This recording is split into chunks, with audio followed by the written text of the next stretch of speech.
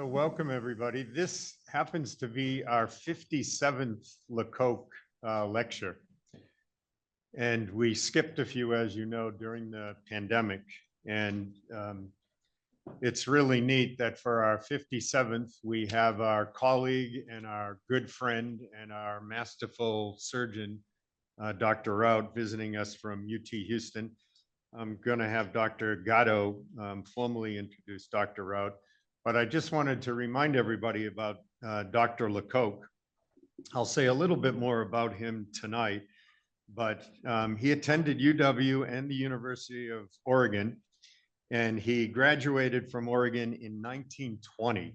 And then in 1925, he received his MD at OHSU. Subsequently, he moved to Seattle and he became chief of staff at Swedish Hospital and Children's Hospital, when it was the Orthopaedic Seattle Children's Orthopaedic Hospital. And he became also chief of orthopedics at King County Hospital. And then when the UW School of Medicine was formed, he became our first acting head of the Division of Orthopedic Surgery. He had wide interest. He studied mold arthroplasties for the ankle. He did a lot of work with tuberculosis and tuberculous arthritis. And eventually he and his family provided money to fund this lectureship that has now been going on for 57 years. I'm just going to put a plug out there. In some ways, as many of you know, these are tougher times, and the LeCocq Lectureship is not self-sustaining anymore. So the amount of interest that we draw off of that fund is not enough to support this event. Formerly, it was supported by some of our colleagues in the community, actually throughout the state, but they're not able to do that anymore through the WSOA. So I'm going to put in a very brief plug. And if you're feeling generous, please consider making at least a small gift to the LeCocq Lectureship Fund, and you can just email me and I can tell you how to do that. I'd also let you know that we are working very hard with our advancement office trying to find potential donors so we can continue this tradition for the next 57 years. And with that, I'll have Dr. Gatto come up to start the formal program. Thank you, JD.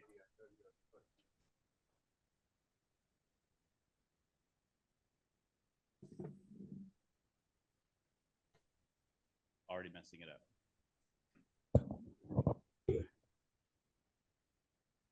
Good morning, everybody. It's good to see everybody's faces here. As mentioned before, thank you for everybody's hard work on this. A particular thank you to Avery, who's been very helpful, and Dr. Clafino, who's been instrumental to organizing the lectures and getting everything together. So thank you again. So I have the distinct pleasure of introducing Dr. Chip Routt, who is hardly a guest around these parts, but I'll do my best to sort of remind everybody of his accolades. On his way to becoming an internationally renowned orthopedic traumatologist and specialist in acetabular and pelvic trauma, he graduated summa cum laude from Texas A&M University, and then was followed by medical school at the University of Texas Medical Branch in Galveston. He completed his residency at Vanderbilt and then traveled to West Coast, where he trained in orthopedic traumatology at Harborview Medical Center, and remained here on faculty from 1989 to 2012, and was a major contributor to the field of orthopedic trauma, both as a researcher and with countless peer-reviewed articles, and as an educator, educating residents and fellows alike.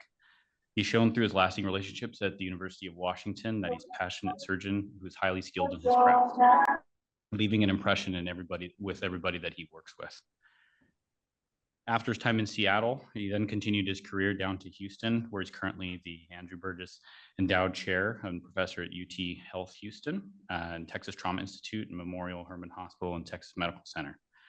I could continue to list all of his accolades, but we may not be able to have time for everyone's presentations today. So without further ado, Dr. Chip Routt.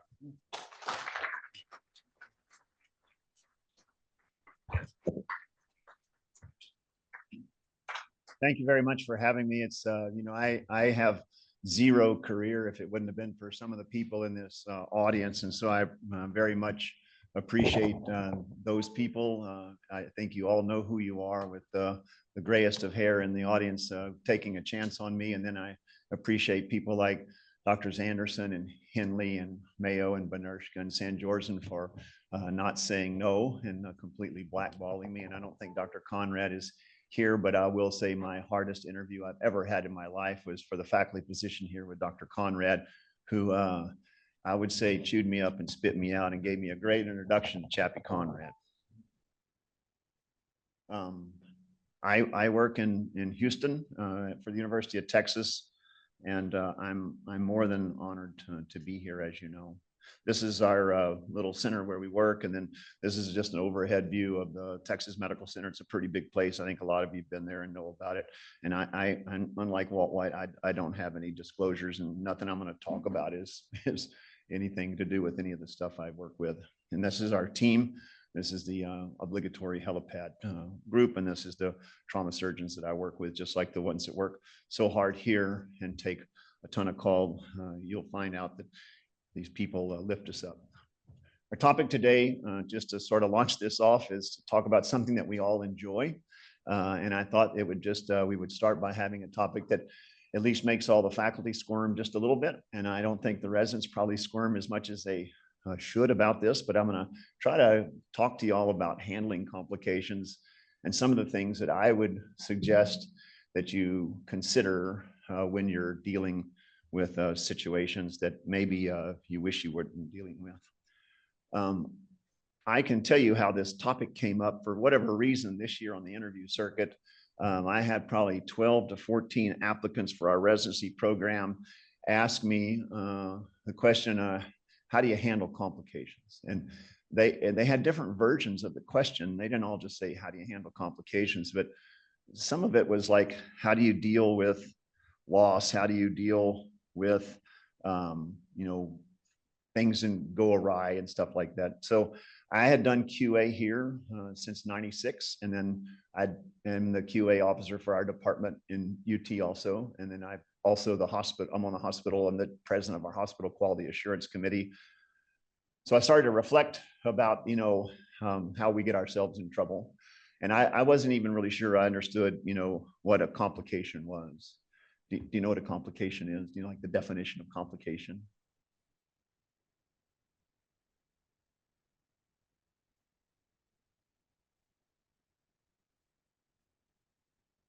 Something that doesn't go as you expect, that negatively impacts the patient. Anybody? Joey, what do you think it is? You can't agree with that. You have to add. This is not going to be one of those things where I agree with her. What would you say differently? What does a complication mean to you as a young budding surgeon? Yeah. I think these are all the things that we think about. If you look up the definition, it's kind of stupid. It's like, well, a complication is something that complicates something. It's like, okay, well, I could have done that. I did not need a Webster's dictionary for that. And I think if we start to dig into it a little bit more, it's like a secondary condition that aggravates an existing one. And sometimes, if you've got a bad limp and then you get a stone in your shoe, that could be a complication. I think this is probably my favorite definition. It's an act of hindering or obstructing or impeding, and you might reflect on that definition just a little bit, or something that introduces unexpected difficulty or change. Now, when you think about those last two lines, I know what you're thinking. You say, well, this is not a complication. This is our faculty. This is what that is something that impedes us. It gets in our way. This is an old picture of time, and you can see Dr. Hanna was trying to tell us something. Anyway, I would like you just to take a minute to think about the complication that had the most impact on you. Something that happened that might have affected you or the clinical practice that you perform. Some of you might have thought about compartmental syndrome. Whether you missed one or you were delayed in one. These are probably one of the most common things that orthopedic surgeons are sued for, is compartmental syndrome. Some of you may have dealt with patients that have had pulse loss, whether it's due to an injury when you see them in the emergency room, or maybe after a surgical intervention, whether it's an external fixator application that's just a little bit too long. You might have seen something like that, or other situations, hematomas. I had a patient only 6 months ago, and he was just terribly injured, and his thighs were so swollen. When we would adduct his thighs to put him on the OR table, his limb would turn pulseless. And he just had a big medial thigh hematoma that every time you'd abduct him in the ICU, he was good. But when we put him on the table and brought his legs together, luckily I saw that his leg was cadaveric as I was prepping his pelvis, and sort of got after it. Same with infection. I just attended a QA session this morning at 5:30 here, your time, on a patient with necrotizing fasciitis that was crushed by a Jeep in a foreign country that came to us delayed and ended up succumbing to this. Probably the one that you may have seen the most commonly is pulmonary embolus or venous thrombosis disease. And then I think back on all the M&Ms I had here, and probably the one thing other than maybe the pilon infection or something like that is the patella. The dadgum patella always seems to, at least in the old days, the patella seemed to defy everything that we would do to it. But I'm not going to talk about any of this stuff. I'm going to talk about things like this. And I'm going to try to get you to understand that there's real success that comes from failure. And if we hadn't paid attention to some of the failures that we were having in just clinical care, and also technique and judgment, all of these things, we would still be stuck with spica cast and frames on the pelvis. This is probably one of the most critical films or axial images of my life. I was a fellow here, and this patient was getting worked up for a non-union after having surgery. And these screws that we were putting in were novel and weird and dangerous and scary. And you can see that this patient's developed a sacral non-union, but what the clinician did not know was that this screw was in the canal. There weren't symptoms from this. The patient had no clinical symptoms, but it was clear to me, based on what we were doing at the time, that we had a real problem. And while they were focused on the complication of the non-union, I got really focused on the complication of the wayward screw, because I just thought that this is too much dangerous stuff. And so a lot of success came out of this serendipitous CT scan, and I'm so happy this patient didn't heal their sacrum and got a CT. And I'm not going to get into how I feel about post-op CTs. I think y'all probably know that. The second best film of my career is a patient that Doug Smith operated on. I don't know, Dr. Smith is probably not here, but I see him occasionally. He comes to Houston. He does a lot of medical mal work for amputees, and he works with an attorney in Houston. So I get to see Doug, and I let him shoot my 44 Magnum a couple of years ago. It almost blew his shoulder off. And I said, "You want to shoot it again?" He said, "No, that was it." But Doug also, as you might have known, in 1990 was a pelvic surgeon. He and Jerry Jerkovich got after this patient one night around 4 a.m. And you can see the 2-hole 4-5 narrow DC plate with 2 6-5 screws through it. That was the standard of care for the symphysis. And what at the time they thought was a completely non-displaced sacral fracture, a stable sacral fracture. This is the recovery room film. We used to get recovery room films to prove what we had done. And I saw Doug, and y'all know Doug has a habit of putting his hand on your shoulder when he wants to tell you something. And mostly it means, "I need you to do something for me." I don't know if y'all speak Smith, but that's a great technique. It's, "Hey buddy," means I need you to do ... And so he said, "Hey buddy, I did a pubis last night and it's perfect."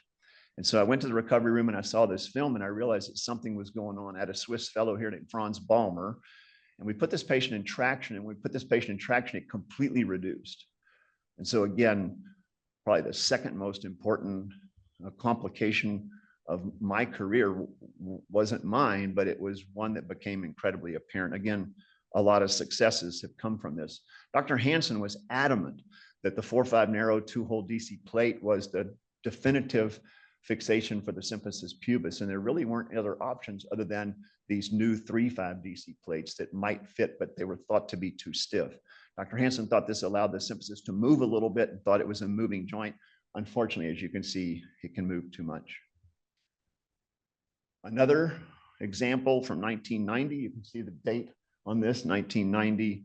Another expert surgeon got into the screws, And again, we didn't really understand the osteology of the posterior pelvic ring as much as we thought we did. And then, of course, one of mine, this is in my series of 91, when I had already learned about the sacral alar slope. I had that down, but what I neglected to realize is that there were two of them. And so if you put in an oblique screw and there's an ala over here and you sneak under it, you can't just keep going out the other side because there's big blood vessels over there. You'd imagine that this patient had a surgery about 1 hour after this film was obtained. And then the learning doesn't stop. This was another sentinel transformational patient for me, a very complicated patient. And this was her post-op CT scan with a numb dorsum of her foot and a weak EHL, as you might imagine. And I went back and looked at her films, and what may be clear to y'all as learning surgeons now, this was not knowledge that we knew 25, 30 years ago. And you can see that everything looks pretty good. And I knew about the upper sacral dysmorphism at this point, but we didn't have surface renderings like we have so much now. The surface renderings have really changed everything. But I was anticipating that this was her anterior sacral limit, the black lines, and I could safely apply the screw. And so I missed it. That was the sacral indentation or the sacral limit, not here, but there. And I think you can see it. Once you see it, you see it. It's just like recognizing anything that you can't know about when someone shows it to you. And this patient, of course, showed it to me. The problem is I have to fix the problem and then still fix the problem because I hadn't fixed the problem. And so these were patients, and I think I don't think I have had a unique experience. I think you're going to have the same opportunity to have, unfortunately, patients that transform your care. How many of you know Dick Kirby? Dick Kirby, a shoulder arthroscopist here, a famous alumnus of our program, worked here. I don't know if he's retired now, but Dick wrote a paper when he was a resident here on medullary nailing of pediatric femur fractures that changed the practice of how we treated femur fractures in children. Greg Schmalley may even know this paper, or some of the trauma people may know this paper. But he became a shoulder arthroscopist, and he was rooting around in my shoulder one day when I had some trouble, and he couldn't quite get to this chondral flap that I had. And I went back because I still had symptoms, and so I had to scope my shoulder again. And he used a different portal, one that he had not really used because he thought it was sort of a dangerous portal. But then I saw him maybe 10 years later at Bob Winquist's retirement, and he said that using that portal transformed his practice. And on the way to there, I didn't tell you the story, when he was trying to get to it with a shaver, he shaved the cannula. Have you ever seen a cannula get shaved intraoperatively? What happens when a cannula gets shaved? About 4 million pieces of metal went into my shoulder, and I was under a block with no sedation. And Nick talks like this. Dr. Wagner, did I get it right? He kind of talks like this. And he said, Chip, are you awake? And I said, yes, I'm wide awake. He goes, we're going to be about 15 extra minutes. Anyway, just sometimes things that you think, I guess my point is when you think you're really having trouble, try to pause, reflect, and understand that you may be dealing with transformational patients. What do you think happened here? Someone raised their hand. Anyone raise their hand? Okay, I'm coming with the mic then. Force me to go mobile. Okay, and now see, the problem is you're on the front row, and so what I want you to do is pass it to her.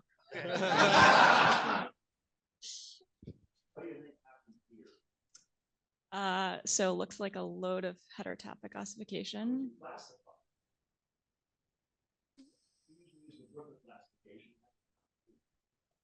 As you can get.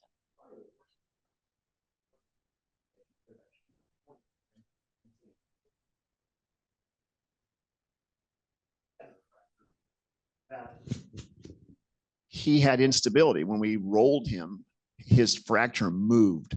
He had a head injury, so we just put a screw across it. This is the early 90s. He came back to clinic about 9 months later as his head injury was resolving and said, something's wrong with my hip. again, transformational patients. And then in my role still as a teacher, I still have to work with young surgeons to try to help them. This doctor made a great pathway for the screw, but then got a little wayward with the drill. And again, we have to keep people safe. And the only way we can do that is to recognize, recall it, not forget these moments. We can't forget these moments. We have to report them. Reporting is what we do. It allows us to review them. It allows people who are a lot smarter than me to review them and assess them. And then we can learn, adapt, and change. Situations like this occur. This was a clinician who took call with us about once a month. And this was a new device in the early 90s. It was a pelvic anti-shock clamp. It was designed to go through stab wounds in the posterior pelvis and be applied to the posterior ilia bilaterally, and then compressed like a chair clamp, and then compress the posterior. And when applied properly for the proper indications, it works great. But if you bronco this and don't really know where things are and just put it in, it'll end up through the greater notches. And at the postmortem, this was in the descending bowel of the rectum, as you know. So how do you handle complications? We're not even going to talk about the host. This is one of my patients 2 days post-op after a both column with his chest tube and his drains, and he's across the street at Herman Park having a recreational walk. We have abundant sunshine, and I don't know what was going on over there, but these are also probably situations that we can't maybe control, but I can anticipate these frisky rehabilitators, and maybe I can load them up a little bit with fixation. So I think that you would want to anticipate things, get familiar with them. And for me, as a pelvic surgeon, Dr. Firuzabadi will tell you that the thing that keeps he and Dr. Clavino and Dr. Githens and the other surgeons that do pelvic work up at night is the prospect of a patient exsanguinating due to pelvic-related bleeding. Pelvic-related bleeding, and where that comes from, I think many of you have probably dealt. How many of you have dealt with an open pelvic fracture that was bleeding? Okay, we'll keep working. You keep working, and you will. And we can have volume expanding pelvic ring injuries, or these open books. We can also have vascular injuries and other causes. And Dr. Kringle, you all know Wally Kringle, he implored me several days ago to make this teaching point. I asked Wally, I said, Wally, what should I talk about? And he said, tell him to get active in politics. And so I think y'all probably already know how he feels about that. But he wanted you to remember that you're a doctor. And if I don't look at this guy's chest x-ray, this was missed. This was passed off as hilar adenopathy. This is not hilar adenopathy at all. This is a torn aorta that hadn't killed this patient yet, but we have to make sure we don't just sort of stay in our little cubby hole, our little wormhole that we're working in, but think about the whole patient. I'm a patient right now, and I want my oncologist to think about everything. I was speaking with a real great colleague last night, and he was just talking about a relative of his who is a brilliant cardiologist. And as a result of another thing that happened, this person heard about it and knew this diagnosis. And we have to have some medical abilities, or we have to call people that know how. So Avery, don't worry next year. I'm not going to make you look at every chest x-ray, but pretty much, yeah, every chest x-ray.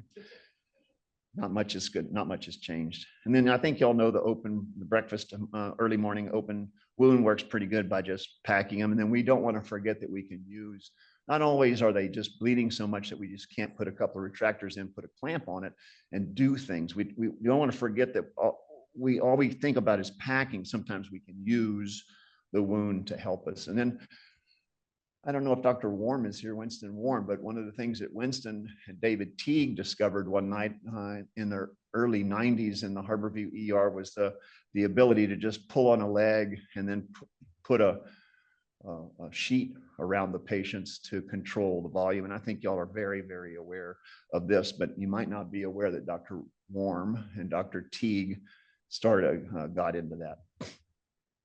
This works out really nice, doesn't it? What do you think happened here? Carlo, Avery, who's sitting next to you to your right? Say it again. Ina, what do you think happened here for this poor lady? She's one of my favorite patients.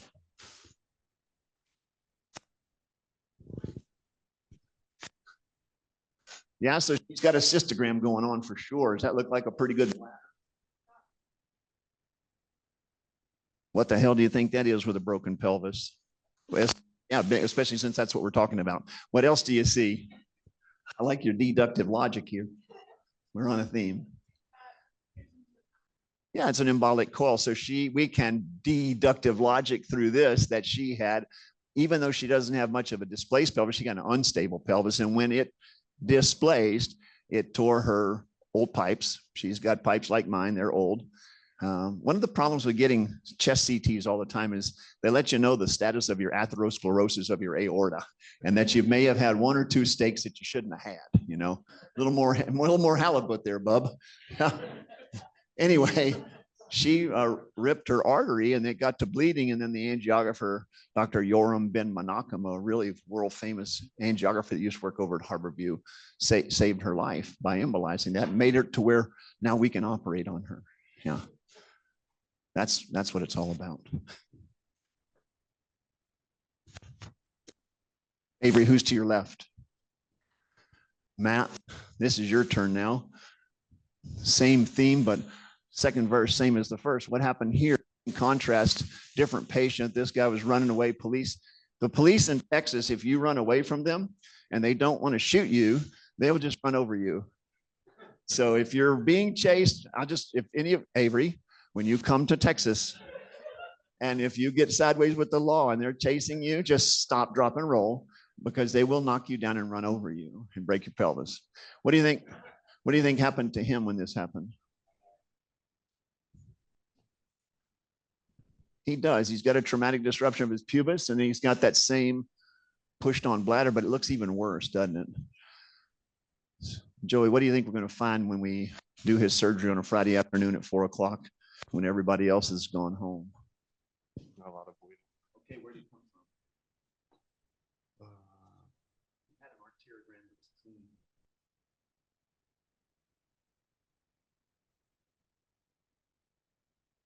He has a vein right next to his artery. This guy has a hole in the under his left iliac vein where a communicating vessel that some people call the corona mortis takes off.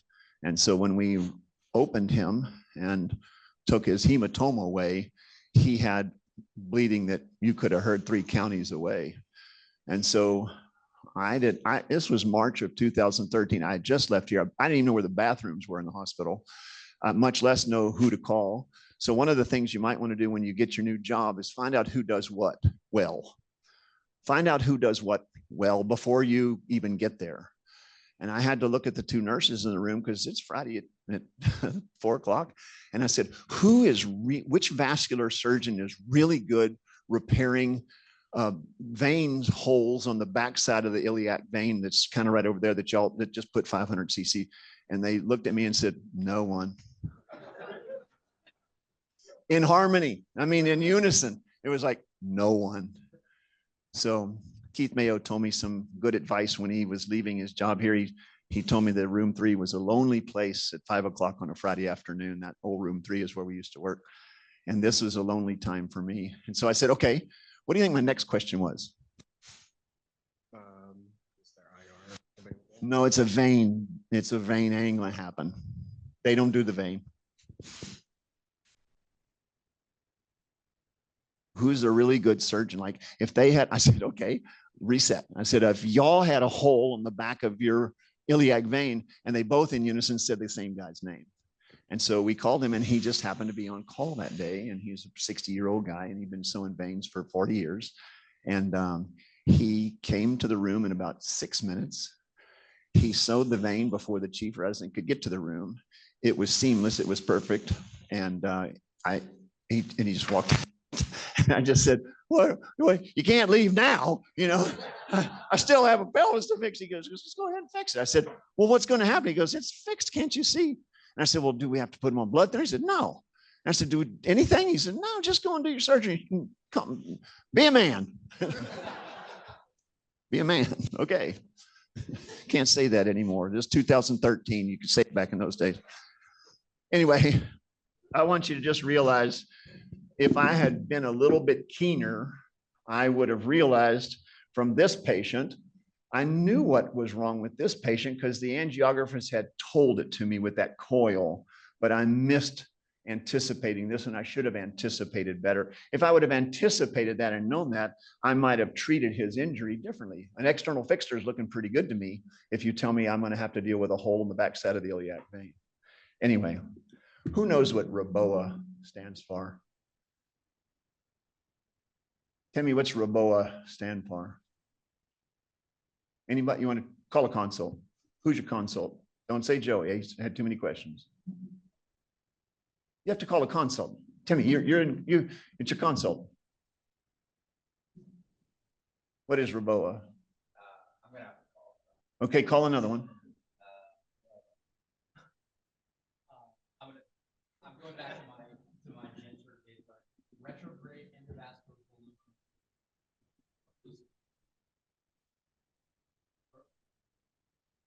So IBO or ROBO. Want to throw in the A? I can't remember. So it's resuscitative endovascular balloon occlusion of the aorta, just like it looks like. So the cool thing is it's just right here. And so it's just a catheter that slips up and they can sort of turn off the gas to the lower portion. Again, can you imagine what the complications of this might be? They might be significant, but if you need it, you need it. And then I've had about 8 of these patients in my life when the general surgeons call me and say that the bleeding is coming from the acetabulum. Tim Pullman, the general surgeon here in the 90s, called me one night when Heather Valier was my fellow. And at 9 o'clock at night, Tim Pullman and Heather Valier and I dove into an ilioinguinal, and he was right. And the same thing with this one. This is Michelle McNutt. She called me. This was early on when I was there, and his bleeding was coming from the acetabulum. I remember Daphne Beingesner, when Daphne was a fellow, we had a really dramatic example of bone bleeding. So don't forget when you see all this, like, well, it's the neck, it could be the right femoral shaft. When the general surgeons think that the acetabulum is bleeding, that's probably the last thing they want to think about and the last thing they want you to do, but the first thing that you need to do. And so sometimes we do have to do acute ORIF. These are all just situations I think that you can understand that we get into. And I want you to be careful of not neglecting extra CT scans that come from other counties or states or cities or other studies that the patients already had. This was a CT scan with contrast from Alaska that this patient had had. And none of the studies here at our hospital showed this. And this is an injury to his iliac vein that almost killed him at surgery, even though we were pretty much ready for this. Sometimes the technicians aren't the same. How about this one? What do you think this is? It's another acetabular fracture. I hate this stuff. I'm going into sports. You may take call, even though you're doing a sports career or whatever, you may have to take call at your community. And I would encourage you just to change from the bone window. Don't get locked into the bone window, but look at the lumbar spine. Use the Bella Barba window. Use the lumbar spine window, because you'll see that this patient has extensive bleeding that you might have missed on the bone window. And so we want to make sure we have a colleague in the room with us so that if the iliac vein that we can't find on the CT, we can see the iliac vein distally, see it proximally, but this is a hole in the iliac vein. How many of you know who Kaiser Soze is? Kaiser Soze. None of you? Much? Anybody down here know Kaiser Soze? Okay, this is your homework. And so you don't have to do it tonight, but sometime this weekend, watch this movie, The Usual Suspects, because in my world, The Usual Suspects is this little superior gluteal artery. And just on Monday, this was my Monday dinner date. And of course, you can see that where that fracture is, looks pretty much like where that usual suspect of the gluteal is. And the problem is it comes with an artery and a vein and a nerve. And as y'all know, that nerve is really important to the patient's functionality. And then if I look at his CT, I can follow his artery right into the fracture, but I can't see the vein again, like the vein. So when I do the surgery, of course, their vein is injured and I have to sort it, isolate it, get to it. And then it's even torn around the medial aspect of the greater sciatic notch. And so these are times where you have to have some strategy and know what to do. So when you're learning about how to take care of patients, you want to make sure you know what you're getting into. It's a patient I shared with Anna Miller when she was a fellow here. And this looks like a pretty unusual fracture. Dr. Bella Barba may remember this patient, Dr. Bransford may remember this patient, because it's kind of unusual because it's hard to see any anterior ring injury, but that's a pretty extensive posterior ring injury. And the bone is one thing, but again, if you look at the contrast and you see the iliac vein, it's really hard to find a surgeon that'll take you there to help you if you need. Not many surgeons are willing to take you and operate around this, especially if you tell them you're going to put a clamp on it. They might be out of town that day. Let's shift from the bleeding just a little bit and try to figure out, Reza, who's sitting next to you? Can I ask him a question? Help me understand what I'm supposed to be concerned about. It's Saturday morning, it's 8 o'clock. I've been called to come help surgery. They give me a room. I can work. And they say that, we can roll back right now. Can we take the patient back to the OR? I know what to do. Do I need to go talk to this patient? Say yes, yes, I do. It is. What are the components of it? It has two components. They're obvious, no tricks. Yeah, so the left sacrum is completely broken, and then you can see the symphysis pubis is completely disrupted. And so what do I need to talk? He's awake and alert, and he is about the nicest patient you'll ever meet. What do I need to tell him about?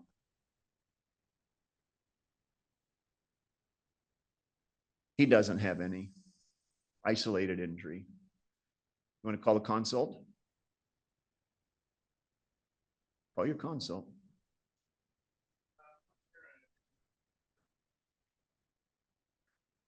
What nerve am I at risk of hurting? He's neurologically intact. He's neurologically intact. What nerve am I at? Do you think I'm going to go rogue with my screws and start filling up his canal, shoving screws in the tunnel? Quick draw McGraw. Now I have to talk to him about his nerve, because his nerve is intact. He's got a sacral fracture that could, when we reduce it, could hurt his nerve. Yeah, could hurt his nerve root. Do you know the difference? You're on a roll. Do you know the difference? But does anyone know the difference between an explanation and an excuse? Anyone? Somebody, Ryan, you know, one of Josh Gary's favorite sayings. What did Dr. Gary used to teach us about the difference between an excuse and an explanation? Timing. Timing. And so if I hurt this guy's nerve, like I did, I fixed his symphysis, and then I had a beautiful closed reduction. So I put some screws across it. That's a nice reduction. In the 90s, people said that couldn't happen. We're way beyond that phase. We're way beyond the phase where people would stand at a podium and throw tomatoes at you and say, you can't do this. You can do it. It works just great sometimes. But now, what do I do? Because he got the no bueno nerve. He can't lift his big toe up, and his dorsum of his foot is pretty much completely numb. It's Saturday, it's 11 a.m. He's groggy, but he's awake. What do I do? You want to give that to a chief resident? Want to give it to a fellow? Ryan's on a roll. Ryan, you got a colleague here? Who? Lauren? How you doing? Nice to see you again. I haven't seen you. Portland, yes. I remember you so well. Hi. Nice to see you again. Help me out here. What do we do with this?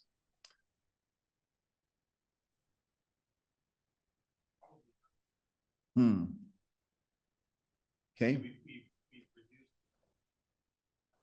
Most likely. Oh, it's only been about 45 minutes.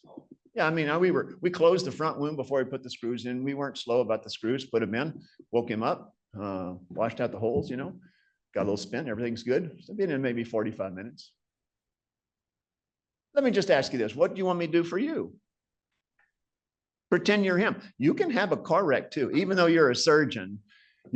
I was upside down and backwards, wrapped around a pine tree in 1990 and on I-5. My poor little Ram Charger destroyed.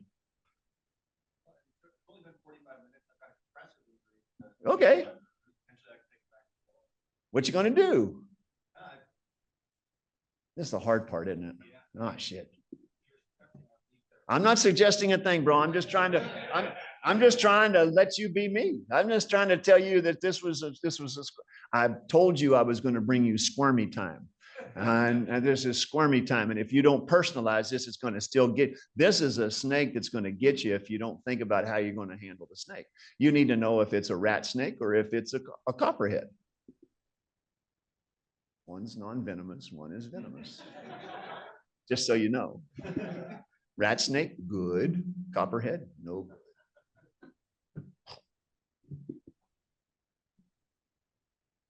Okay, well, the easiest thing is to just call some consults and ask if someone could get you there. So I called my most experienced neurosurgeon and said, hey, can you get me to here? He said, yeah, sure. I showed him the picture. He goes, yeah, no. I said, okay. So I called the trauma surgeon, the bravest trauma surgeon I know. I said, can you get me here? No. I said, not safely. I called vascular surgeon. Nope. We stent those. Yeah, I couldn't get anybody to take me there.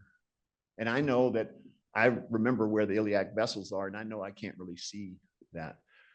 The cool thing was I also went and talked to the patient because I'd already told him before the surgery that his nerve was at risk, and now he had it. And I said, we can explore this. And he said, no more surgery. I'm not having surgery. You told me about this. I knew this was a risk. I'm sorry. We'll just see how it does. So that's where the excuse and the explanation come in. Okay? Very important. Yes, sir. Experience like yours can help avoid these things. Start up front. Just felt like the puncture column wasn't I had no idea what was going on. I bet you I had your rubbed out.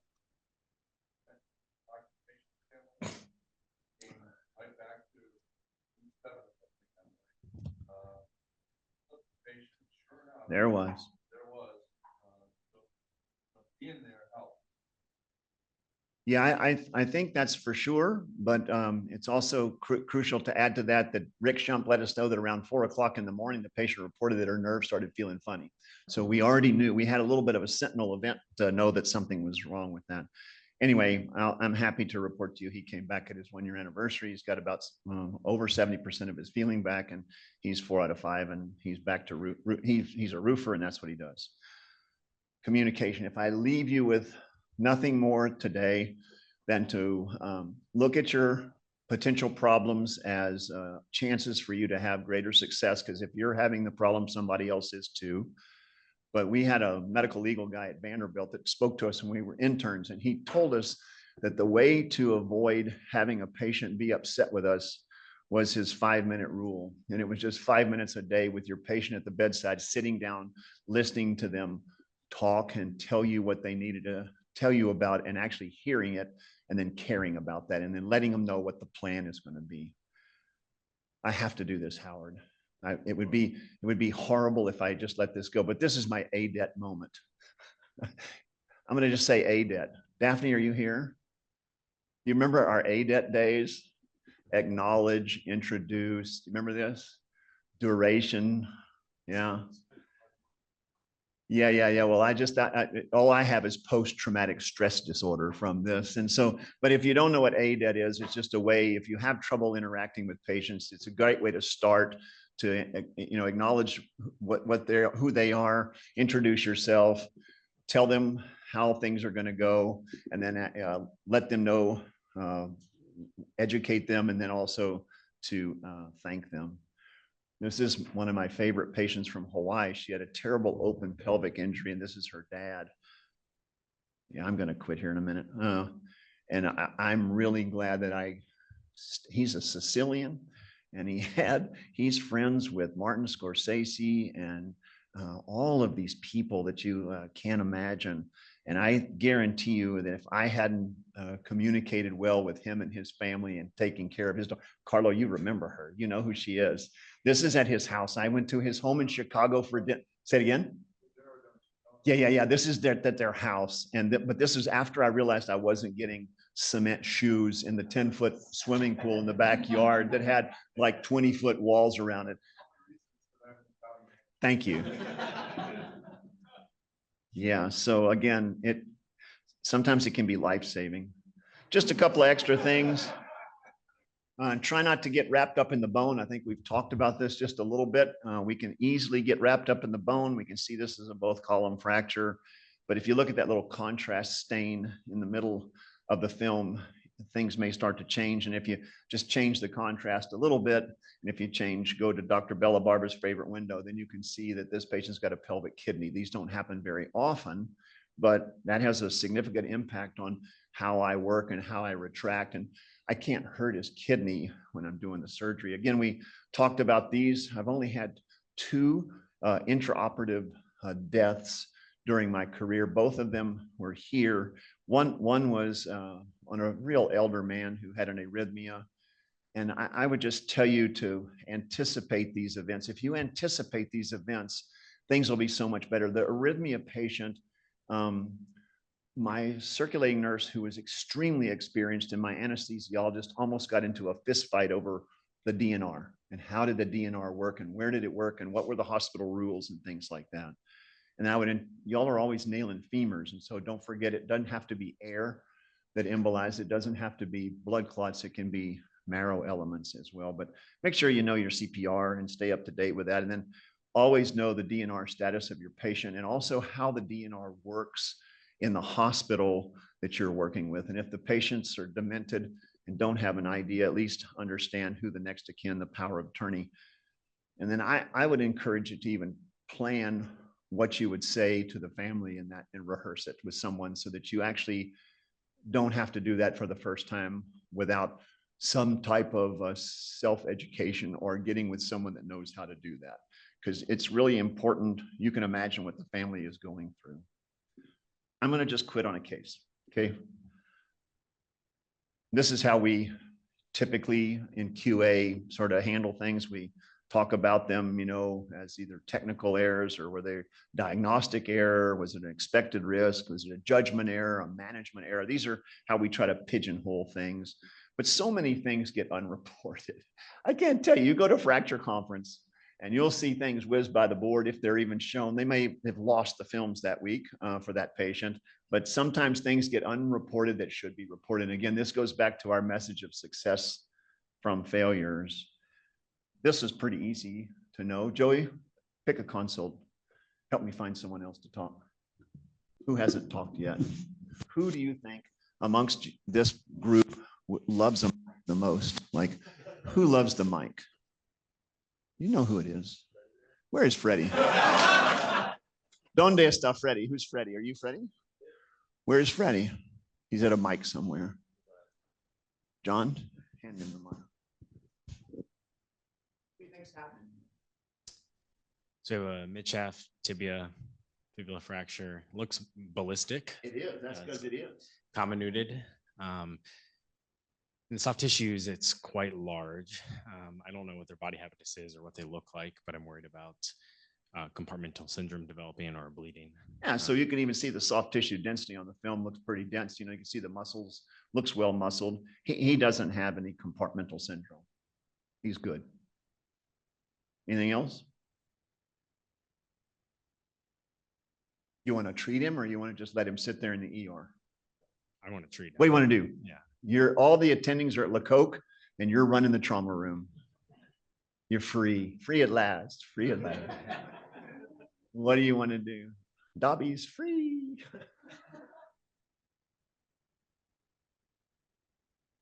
So he needs a irrigation. Good. How do we do that? How do you want to do that? He needs an irrigation debridement. I love how you think. Unless you work at USC and to heck with that.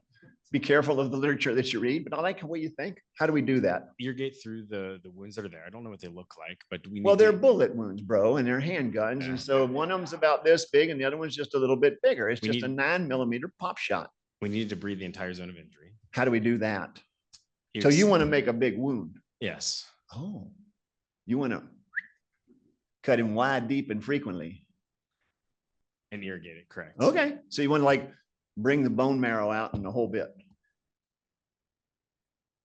Well, I'm just asking. You don't have to, you can just tell me what you're going to do. Just, I think what are you, PGY I think what? I'm- What are you, I'm PGY? a 3. Okay, let's just say that, let's fast forward and you decide to go into Yakima. In 5 years, you're in Yakima in practice and you got to take care of it. What you gonna do? So my plan would be, I'm going to debride the entire zone of injury. I don't know about his, I'm going to expose both. Damn, you want me to do that to you? There's some And I know literature there's that says you literature don't about even the really have speed to of the wash gun. these. You know, there's like literature that says you don't even have to wash them anymore. Correct. But yes, that's what I'm going to do. Okay. Well, this is what the doctors did. They did a focal IND. They cut the skin edges, shoved the hose in, watered it. Water went through and through. They told some good jokes and they started to do the surgery, which is what they were destined to do. What do you think's happening now? They're having trouble. Things are not, they've made a mistake and they're gonna try to move on. What's going on? Dr. Bellabarb is It's pointing a to it. Cortical bone. Say That it is, again. There looks to be a pierce of medial cortical bone that is lateral to. Can you see my cursor? No. See this guy right here? This blade looks like a blade of grass. It'd be a long blade of grass, wouldn't it? That's a cortical fragment they're binding on it. So they decide just to pull the reamer out. And look what happened. Do you see the blade of grass now? This blade of cortical bone. So now they decide they're just gonna put the nail in because they're done. And so do you see it now? Sort of stuck on the nail. And then the nail gets bumped. Now it's misdirecting the nail. How could they have avoided this? How would you have avoided this? The first step is a crucial one, you know. What would you have done differently that might have avoided this, do you think? Where did they go wrong? If you exposed at the location of the fracture. Yeah, so maybe if they had exposed the fracture more, they would have seen this dead piece of bone. It's completely devitalized and they would have just put it on the back table and moved on. They would have probably had an uneventful operation, but they made a decision just to water the hole. You know? So you ever been in this situation? Hey man, would you go get me, you know, that thing? I don't know anything about it, but you know, give me that thing so I can keep screwing this up. It's over there. It's in the core, maybe in the lung stuff, bronchoscopy, ENT, snot sucker stuff. You know what it is. Got this thing. Only took about 20 minutes to find it. Shoved it down in there.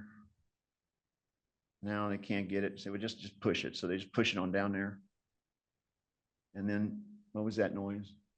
What happened when they heard a noise? What was the noise? Yeah, you fractured see how the tibia, they got a secondary fracture now. And then if you see the other view, where's that fragment now? Do you see it over here? Posterior. Think it's just in a vacuum? Speaking as a man who no longer has a gastroc. Yes, Dr. Banershka's operated on me too. I'm not bullshitting you. And it worked. I hate to admit it, but it was perfect. I'm serious. I mean, I couldn't walk and he operated, cut me, and it was like, that's it.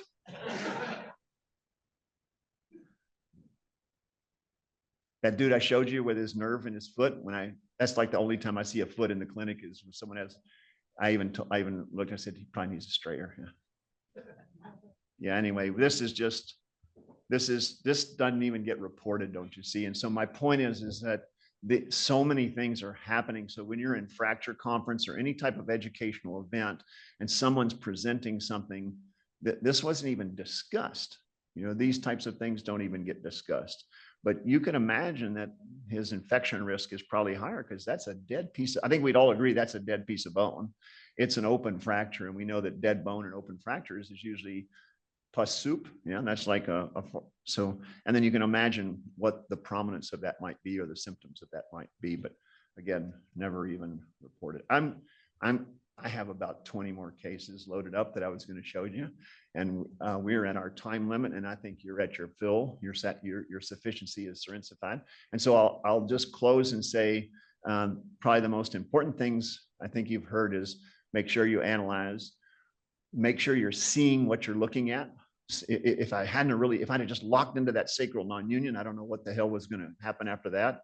And then make sure you communicate with your patients. Let them know what might go wrong.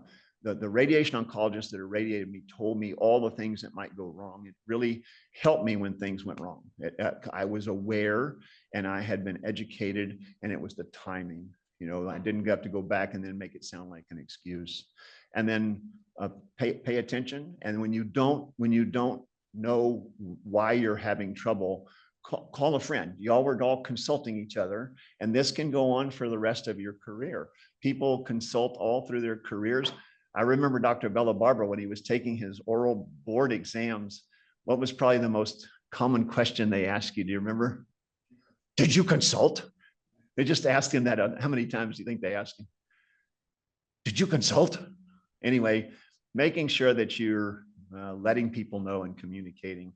And so I'll say thank you. We'll do a little bit more tonight, and I think we're going to do cases and things like that. And I really appreciate, Howard, you inviting me. It's a real honor to be back here for this lectureship. And I just want to say thank you very much to you and to Dr. Mattson. I want to really just acknowledge all that you've done for our department. I realized that Howard is in control, but the times that I was here, Howard wasn't in control. And I just want to say, if you look around, you built a magnificent group, and you know how I feel, but that just needs to be said publicly. So thank you all very much.